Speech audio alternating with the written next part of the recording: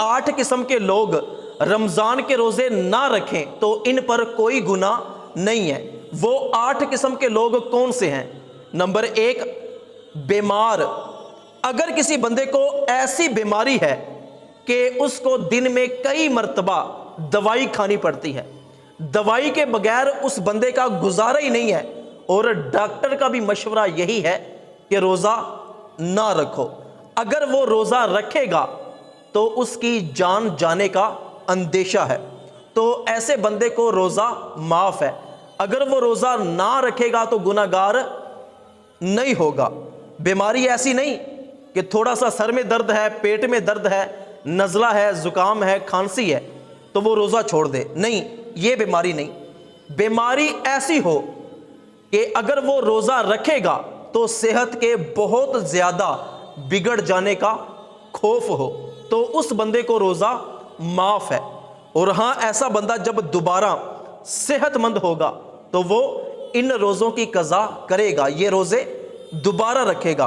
और अगर कोई बंदा ऐसा है कि उसकी बीमारी ठीक ही नहीं हो रही, बीमारी ऐसी लगी है कि जाने का नाम ही नहीं ले रही, तो वो बंदा इन रोज़ों का फिदिया देगा।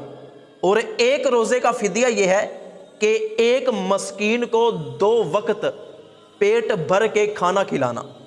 और हाँ, अगर किसी बंदे ने रोज़ों का फिदिया भी दे दिया है और अब वो सेहतमंद हो चुका है तो वो इन रोज़ों की कज़ा करेगा और जो फिदिया दिया था वो नफली सदक़े में शामिल हो जाएगा।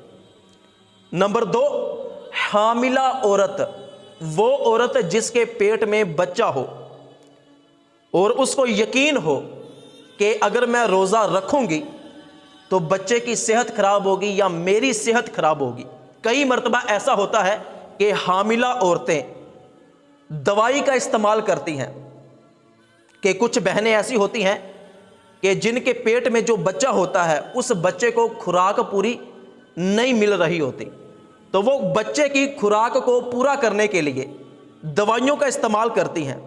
तो अगर ऐसी औरत रोज़ा रखेगी, सहर से लेकर गुरूब आफताब तक भूखी प्यासी रहेगी, तो यकीनी सी बात है कि बच्चे की जान जाने का अंदेशा है या माँ की सेहत खराब होगी।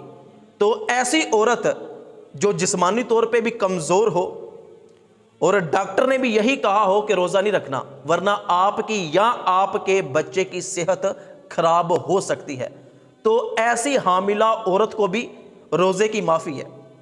अगर वो रोज़ा नहीं रखेगी तो गुनाहगार नहीं होगी। और हाँ, जब ये औरत सेहतमंद हो जाए, बच्चा पैदा हो जाए, फिर ये औरत इन रोज़ों की कज़ा करेगी, ये रोज़े रखेगी। नंबर 3, बच्चे को दूध पिलाने वाली औरत। वो औरत जो बच्चे को अपना दूध पिलाती है और बच्चा भी छोटा है, माँ के दूध के अलावा कुछ और खाता पीता नहीं है, तो ये औरत अगर रोज़ा रखेगी, सहर से लेकर गुरूब आफताब तक भूखी प्यासी रहेगी, तो दूध नहीं बनेगा। जब दूध नहीं बनेगा तो बच्चे का पेट नहीं भरेगा, बच्चे की सेहत खराब होगी। तो ऐसी औरत को भी रोज़े की माफ़ी है। अगर वो रमज़ान का फ़र्ज़ रोज़ा नहीं रखती तो गुनाहगार नहीं होती। हाँ, जब बच्चा ठीक हो जाए, खाना पीना शुरू कर दे, तो ये औरत इन रोज़ों की कज़ा करेगी। नंबर 4, हैज़ो नफास वाली औरत।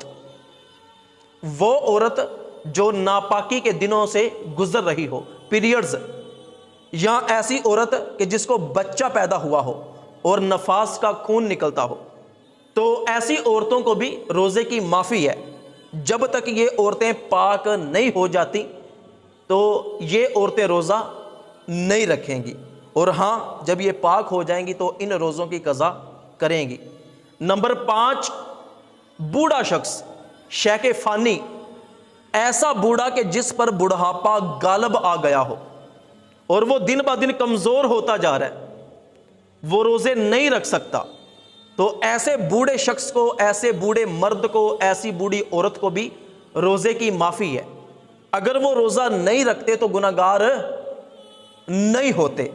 हाँ, कोई ऐसा बूढ़ा हो जो गर्मी के मौसम में तो रोज़े नहीं रख सकता, दिन लंबे होते हैं, लेकिन सर्दी के मौसम में उसको यकीन है कि अगर मैं रोज़ा रखूं तो मैं रोज़ा मुकम्मल कर सकूंगा, तो फिर सर्दी के मौसम में उस पर इन रोज़ों की कज़ा लाजिम है। और अगर कोई बूढ़ा ऐसा हो कि अब चलने फिरने की ताकत नहीं है, अपने आप वो खा पी नहीं, तो फिर क्या होगा कि वो इन रोज़ों का फिदिया देगा। फिदिया यही कि एक मस्कीन को 2 वक्त का पेट भर के खाना खिलाना।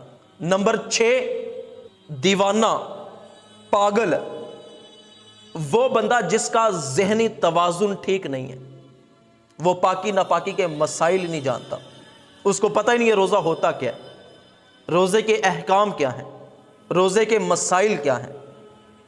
तो ऐसे बंदे को भी रोज़ा ना रखने की इजाज़त है। अगर वो रोज़ा नहीं रखता तो वो गुनाहगार नहीं होता। नंबर 7, नाबालिग बच्चा, ऐसा बच्चा कि जो भी बालिग नहीं है। जिस तरह नाबालिग बच्चे पर नमाज फ़र्ज़ नहीं है, इसी तरह नाबालिग बच्चे पर रोज़ा भी फ़र्ज़ नहीं है।